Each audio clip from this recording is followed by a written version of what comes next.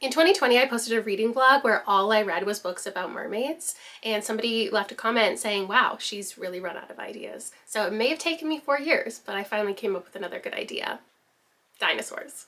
Hi friends, I'm Kayla. I don't think I've ever read a book about dinosaurs before, but this week I'm gonna read 5. Actually, I already read one, and one of them I don't know if it's actually about dinosaurs, but we'll find out together. So for another vlog this month that you might have already watched, I read Jurassic Park by Michael Crichton. I'll include an abridged version of the footage in this vlog, but following that, I am going to start on this nonfiction book called The Rise and Fall of the Dinosaurs, A New History of a Lost World by Steve Brusatte, because I think I need some history. I'm also going to read Dinosaurs by Lydia Millett because I loved her last book, A Children's Bible, and there's a dinosaur on the cover, so, and obviously the title, so we've got that. I'll be reading another thriller, The Paleontologist by Luc Dumas, because I really liked his book, A History of Fear. And we will end on dinosaur smut, because why not? This is Dino Island, book number 1, The Lost Girls by J.R. Hogan. It was mentioned in a live show by a channel member, and I immediately purchased it. Oh my gosh, and I forgot one book I meant to mention, Mislead in Parts Half Known by Seanan McGuire. So I am about to read 5 more books. I just haven't gone and picked it up from the bookstore yet. This is partially what inspired this entire video because I knew it was coming out in January, and it takes place at least partially in a dinosaur world, clearly based on the cover. It's the 9th book in the Wayward Children series, Portal Fantasy, Children Go to Weird Places. So that is my entire TBR for this video, and let's throw it back first to vacation when I was reading Jurassic Park. We've made it to the place that we're staying. I got like 30 pages into Jurassic Park. We're not like at the park. We're not following people arriving and the dinosaurs are already a part of it. Like we're way, well, I don't know how far back we are, but we're at the discovery of the dinosaurs. There are these like little attacks happening with various people like having allergies, they think, to what they think are lizards. And all of the people, the scientists, are like, oh yeah, it's just a lizard. But as they figure it out more, we're just discovering that it's dinosaurs. This place is very little and cozy. Liam's gonna sleep out here. Here's the actual bedroom. We've got a kitchen and a bathroom. Oh, I found books. I guess we have to critique their book collection because that's what we always do. Oh, coloring books. Animal stories. Night stories. Think there's a dinosaur one? No. Imagine. Little Bear in the Wishing Tree. Okay, no books for adults, but I've got dinos. I've been in the car too long. The story has gotten more familiar to what I remember from the movie. They have arrived, like we've met the crazy old man who has the dinosaur park, and we have some different people getting on a plane and traveling to the location, not really knowing what they're about to encounter, and then seeing the dinosaurs from the plane. And it's become action-packed. All the people are in the car doing the tour around the island, and the power like cuts, and there's a big T-Rex, and the kids are like lost on the island. Giving it 4 stars, which is great news. I think this is exactly, if you are already interested in high action thrillers like this, I can't see why this wouldn't be a 5-star for you. That's not often what I'm looking for, so I was reading it for different reasons. I think if the book utilized Ellie a little bit more and didn't make Lex so insufferable, I could have loved it a little bit more. Maybe it could have been a 4.5. I just feel like the female characters didn't get their full capability, at least in this book. Okay, here's what's up for me today. I have a whole bunch of books here that I just finished filming my everything I read this year in books video, and now I've organized it into 3 different piles. The pile that has to go back to the library, but since I have COVID, or I actually just tested negative for COVID, so I think I need to put those books in like a quarantine before I drop them off at the library, but some of them are actually about to be overdue, so I feel very bad about that, not being able to just drop them off today. I think I need to keep them separate for a bit. I think that's what you're supposed to do, so that's what I'm gonna do. I have a stack that I'm going to now donate or bring to the used bookstore, not now, but like eventually. I actually still have a whole stack from earlier this year that I never ended up taking to the used bookstore to sell, so I have a huge bin now to take. And then the rest of them are all going back on my red shelf, and I need to make room for it. So while I organize that shelf today, I am going to listen to the audiobook of The Rise and the Fall The Rise and Fall of the Dinosaurs. I feel like history is just the most conducive to an audiobook, so if I'm gonna consume one this week, this should be it. Oh, but there's pictures in the physical copy. Okay, maybe, well, I guess I don't really need to see them as I'm reading. I can just flip through it at my leisure. And I'm just excited to get into it. I don't know if it's my age or my reading or what it is, but there's not very many topics that I'm not down to read. I feel like everything is interesting to me at this point in my life. When I was like in my early 20s and starting my channel, I don't think I would have picked up very many history books about certain topics that I didn't know anything about. My only real experience with dinosaur literature is Liam's favorite book growing up was a book called How Did Dinosaurs Go to Bed or something like that. He ate it up. I didn't even love Jurassic Park when I was younger. I remember watching it for sure, but what I did love was the Flintstones. And the city I grew up in had like a Flintstones park that was kind of iconic. And I remember always wanting to dress up as Pebbles for Halloween, but I just like never followed through with it, and it's haunted me ever since.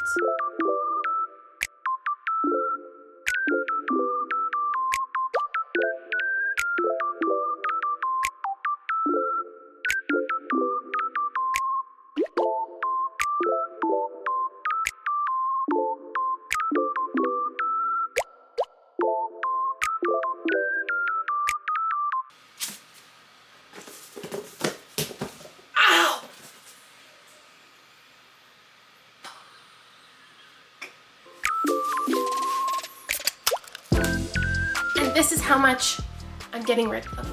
It is heavy. 46 books. All right, I don't know shit about shit, right? Like that's my claim to fame, that's my whole thing. I'm the bitch who reads 200 books a year and still doesn't know shit about shit. So when I think of people writing books, I think of authors, and what they do is they write books. So like I read a David Gran, and his whole thing is learning stories and history and telling them in a nonfiction sense. So he goes to the person who knows the shit and learns the shit and then writes the shit so all of us who don't know about any of the shit can learn about the shit.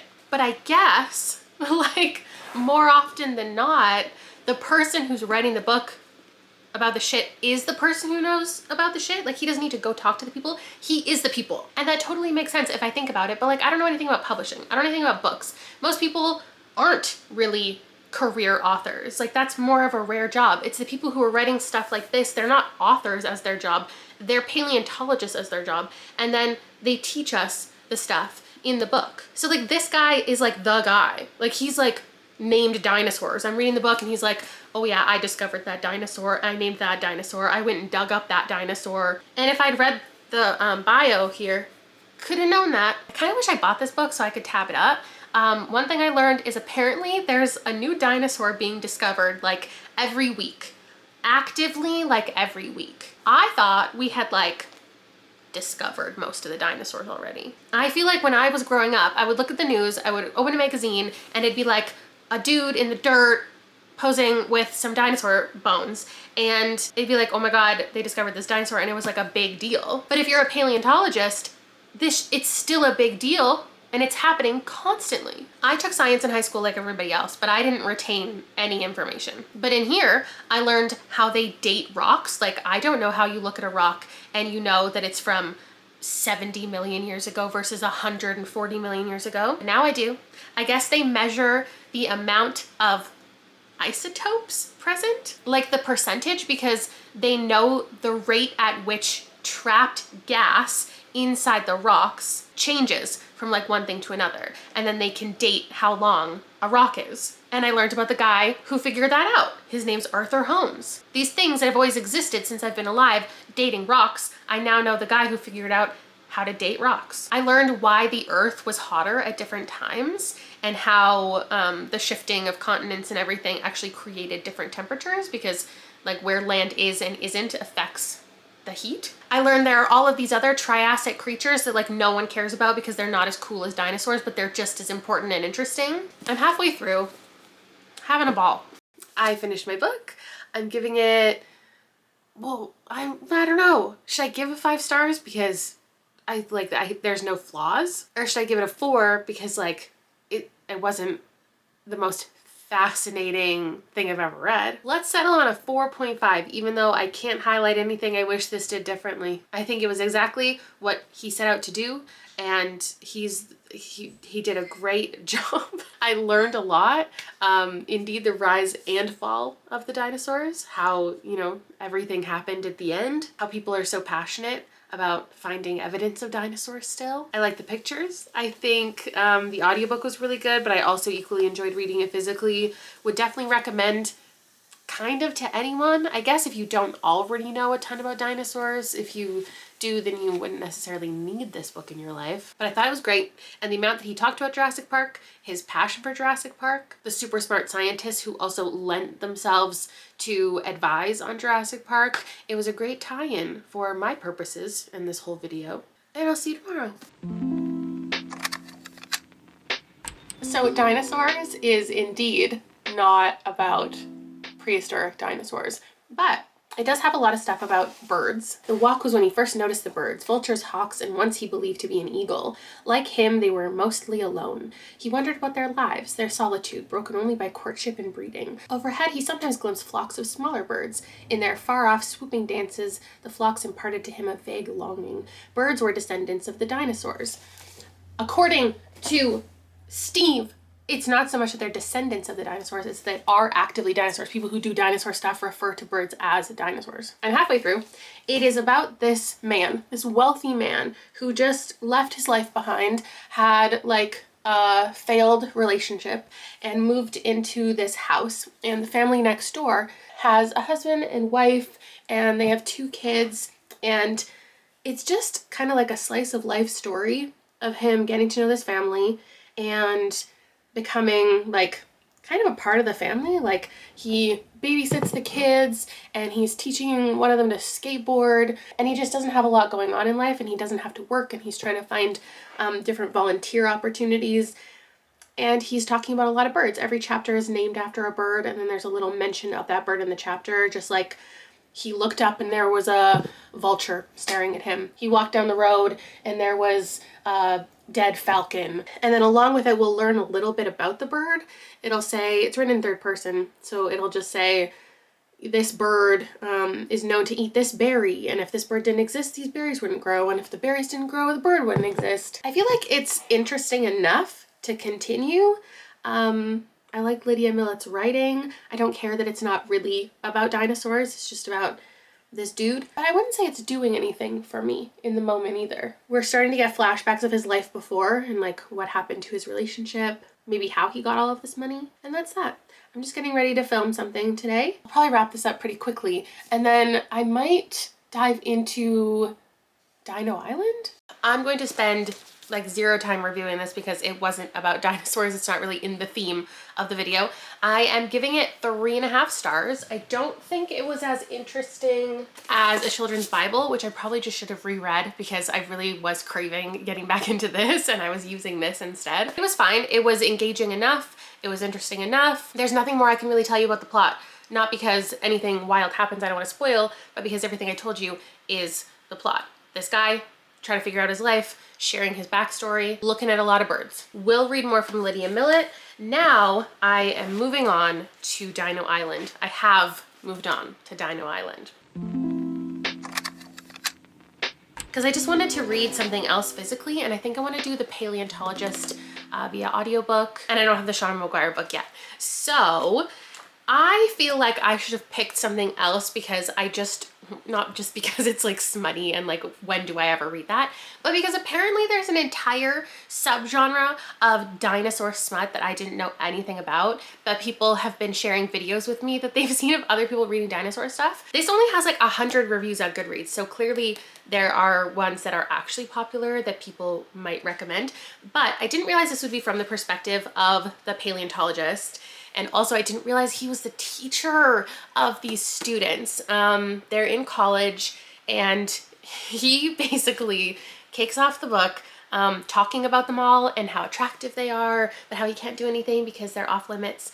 And then he gets invited, I'm gonna spoil this whole thing because who cares, to this room where this other professor is, and he's like, I invited everyone here that you most recently talked to. because that's how it has to be. And it was all these girls, and then this random photographer who was taking pictures of one of the girls, and is kind of a creep. And then the professor shuts them in this room, and suddenly they have time traveled. They think they wake up and they're being attacked by dinosaurs. And the first 150 pages was them surviving these dinosaur attacks and having to kill these dinosaurs. It's very widely spaced, so it took me like 20 minutes to get here. And now the girls are all starting to show interest in the paleontologist. I didn't, because it says Professor Mark Swift and his companions, and I guess I didn't read on. His companions are his students. And this one is dressed like a cheerleader for some reason. And now they're just trying to find a place to sleep and something to drink while they're killing dinosaurs. They're all protecting each other, and the professor is so smart and brave, and they're all just falling in love with him and pushing their breasts in his face, and he's loving it. Imagine I didn't introduce this video with my actual TBR and people thought I was gonna read sophisticated highbrow dinosaur books, and then this is what you get. Our guy JR here has surely never touched a woman, and that's no shade and that's no shame. I'm just saying factually, the scene that I just read 170 pages in does not make anatomical sense. Anyway, the girls now have tied him to a tree and have decided they are all going to take turns with him because they can't resist him any longer.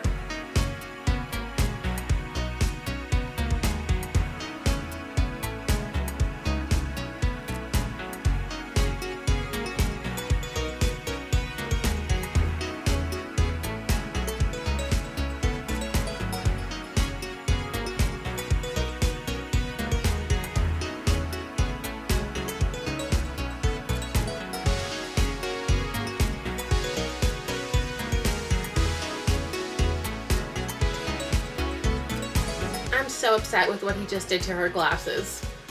She doesn't even have glasses cleaner.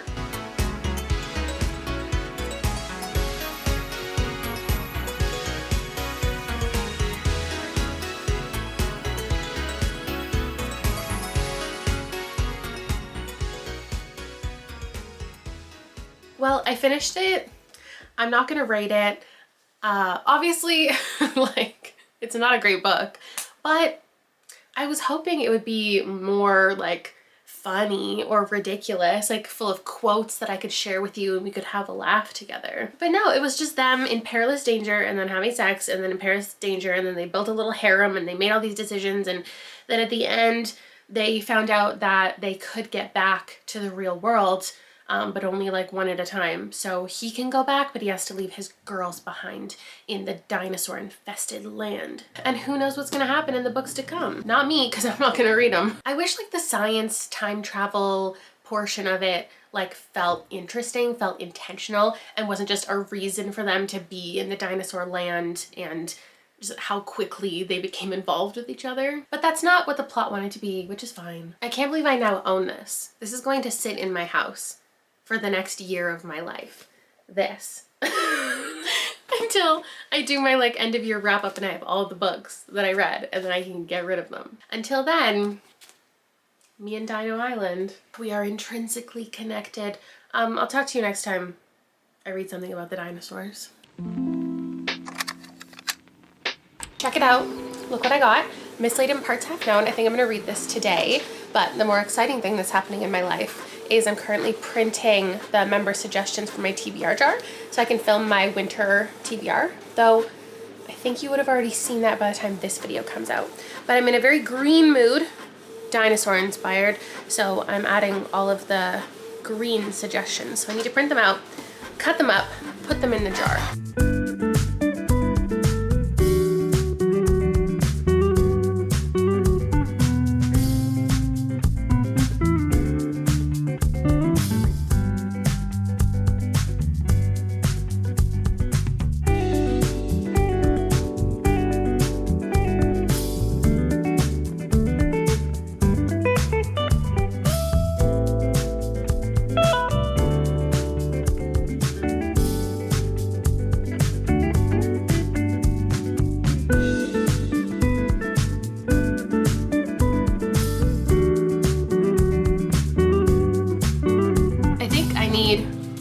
Jar. I just added 220, but it's mixed up really well. So even if I pick from the top in my TBR video, like it's integrated. Cheers.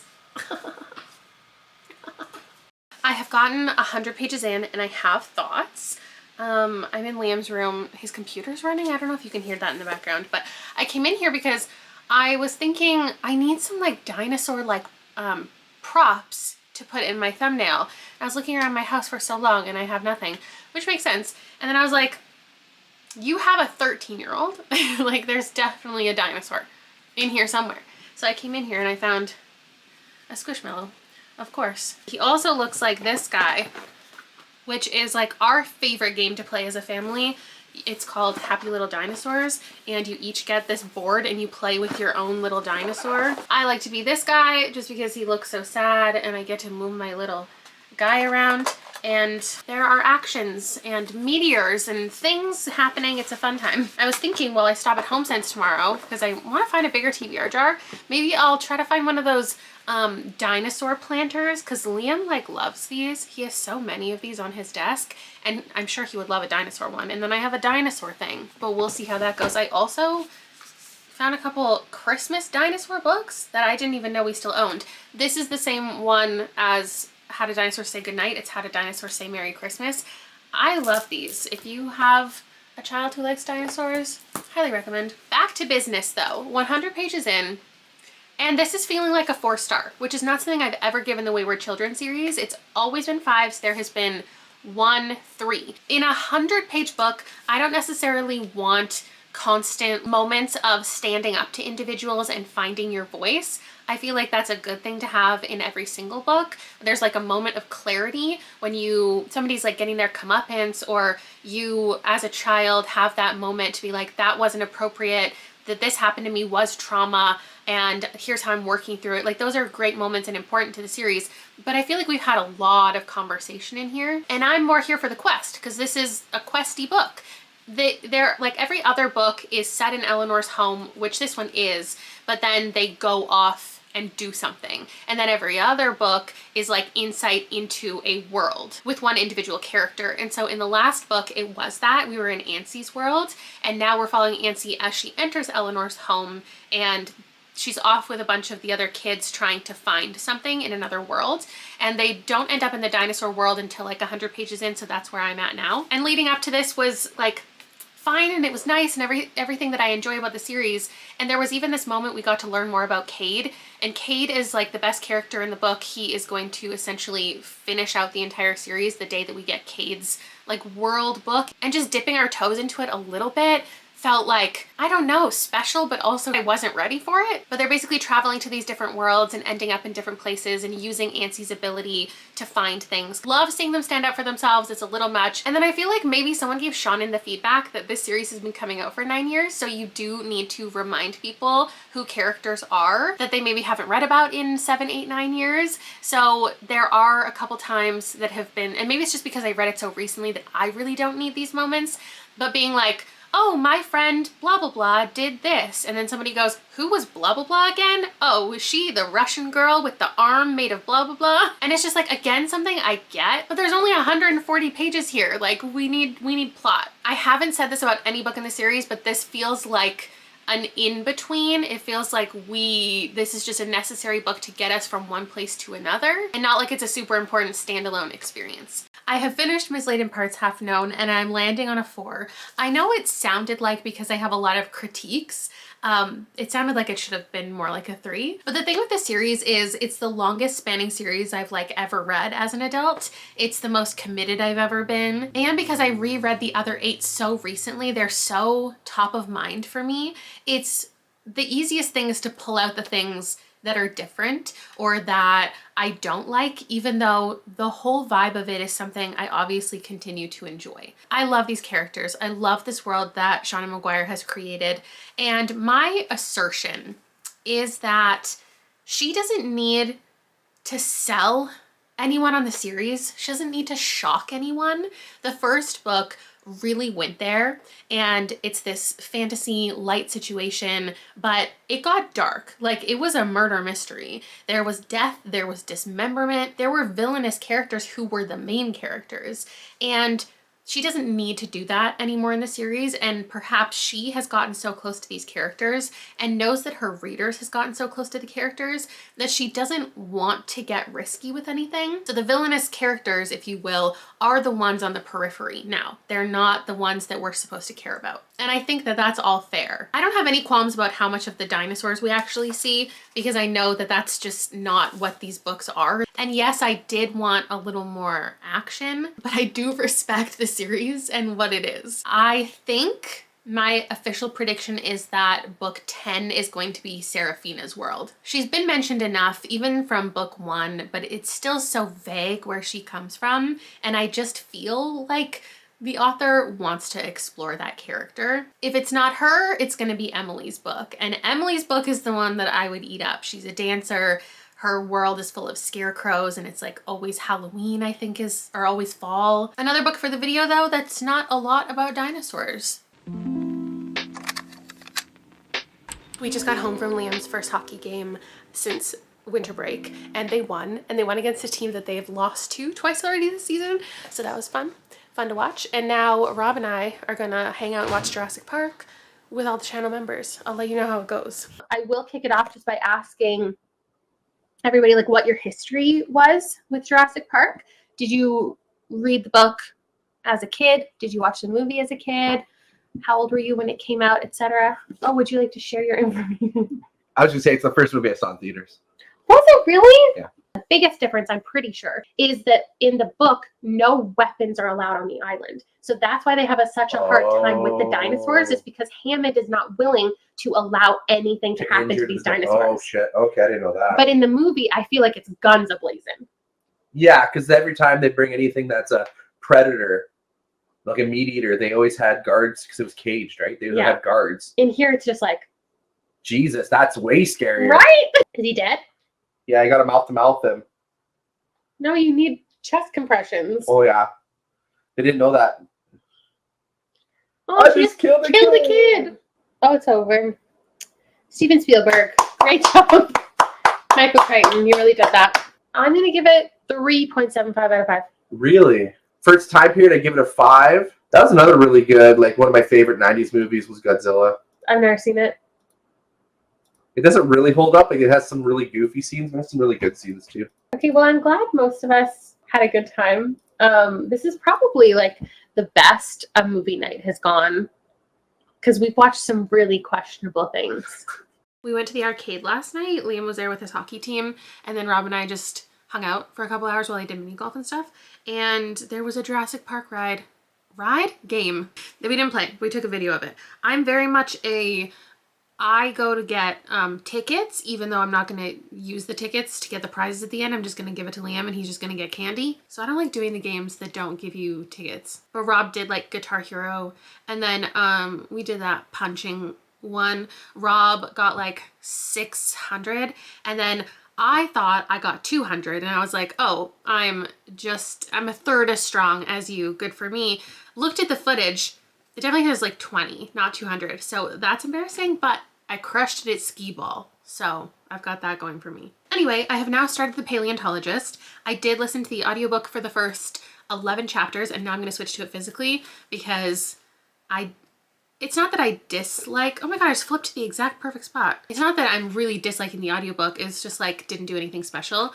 It's only 64 pages in. It felt like a lot of the book had gone down, and my complaint at this point was going to be having not read the synopsis before picking this up. I really didn't know what to expect. I think all I know is that it's like a haunted museum, and this guy's a paleontologist and he goes to work there, and the job isn't exactly what he expects, and then there are dinosaurs that are like haunting the place. But at this point, it has been kind of annoying to read because it's that style that the main character is withholding something from us, but not casually, just very overtly, constantly like, there's something that I'm hiding. There's something going on. Actually, it's in third person, so it's more like, want to think about that thing that happened in the past. He didn't want to think about it anymore. This wasn't the reason he came here, but he didn't want to think about that thing that changed his whole life. Blah, blah, blah, blah. But that was before the incident that changed everything. Ooh, maybe this woman that he's starting to work with, she found out about that thing that he's hiding. That happened that many times just in the first 3 chapters. It's meant to be ominous and foreboding,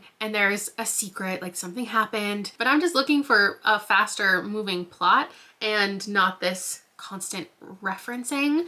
And so I got to this point and then I read the synopsis, and the thing that happened in the past is in the synopsis. His sister went missing at a museum, and they were both children, and he has felt responsible.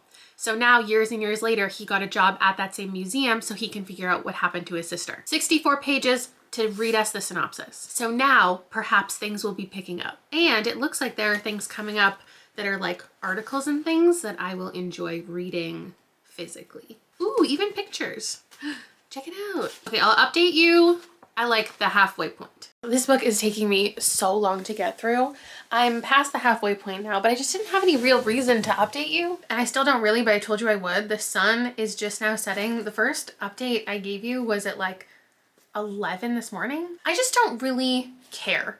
And it's sad. Like, it feels like it's written like a mystery book. He's going around, and at first he's talking about his job and how it's not exactly as he expected, and he's trying to get funding for his department and all of this stuff. And then it's turned into him like just meeting with a bunch of people. Like, he's going to meet up with this person and this detective, and he's trying to learn things about this dinosaur that he's supposed to put together to make the museum more appealing and make more money. Because something I didn't mention is this is deep into COVID, and there's a lot of related conversations. Like everyone at the museum is working from home. He's one of the only ones there, which adds to the unsettling atmosphere. But then it also like trickles into every other conversation. Everywhere he goes, it's like who's wearing a mask and who's had the vaccine and who's done this and who's done that. And then he's just meeting up with all of these people, trying to learn about the bones that he has to put together, but also learn about his sister going missing and trying to find answers. It's not reading as horror. It's a horror book reading as a mystery, but there's no mystery except what happened to his sister originally. And I just feel like that's so obvious that I'm just not really caring, I guess. He's referencing how small he is a lot. He's really giving Allie Hazelwood a run for her money. I've probably said it like 5 times, like, I'm so tiny and little, I'm just a little man. And then there was like a paleontologist that worked there before him, and he looks at a picture and he's like, he was tiny like me. So I'm assuming there's going to be a scene where he has to like fit through a window or like climb through a vent, and his smallness is going to come as an advantage, because I can't imagine why else he's talking about it so much. With 130 pages remaining, this is where the action should really be taking off, so I can let you know by the end if I feel like it's worth the build to get here. I guess first, let's get my rating out of the way. I didn't like this. I'm giving it a 2. It really gave me flashbacks to the first half of 2023 when I was in a drought for quality horror, and everything I kept picking up felt like Scooby-Doo for adults. Now, like I said before, I'm not looking for 400 pages of action anyway, but I did need some in here, and it didn't even go that direction.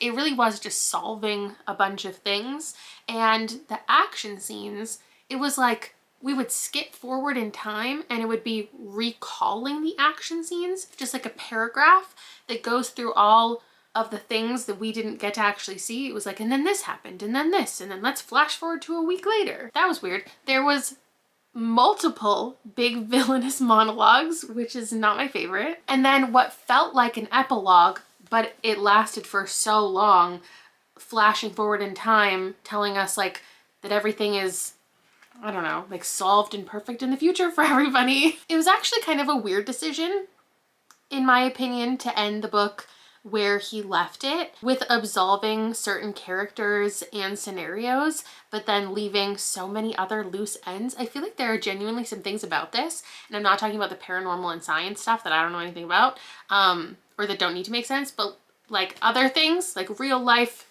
things, didn't make sense. I think what this book successfully accomplishes is it is an opportunity for you to learn and appreciate paleontology and like the different jobs within it, different specialties, expertise, how there is so much complexity within the career field. I also think it had some good things to say about trauma and cycles of abuse and codependent relationships. There's some things that he's actively dealing with in relationships and family stuff that I'm glad got integrated in here. I feel like this was written fine.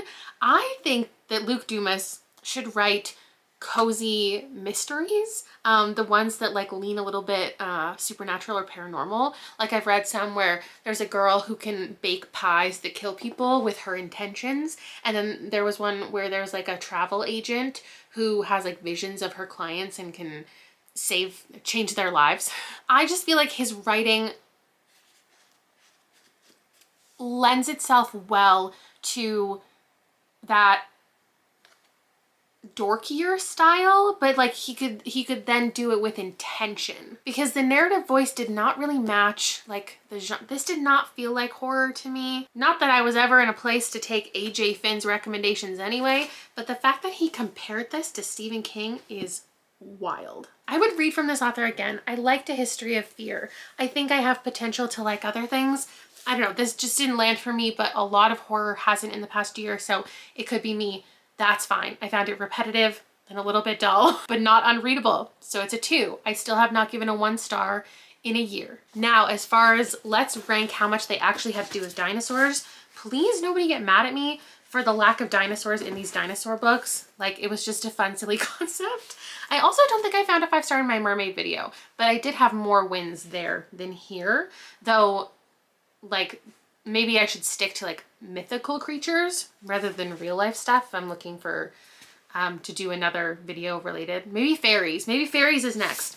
The one that had the most to do with dinosaurs is The Rise and Fall of the Dinosaurs. So that would be in the S tier because every single page had to do with dinosaurs. Jurassic Park would be right under that. Shockingly, the Smut book is coming next in my ranking because there were dinosaurs mentioned often.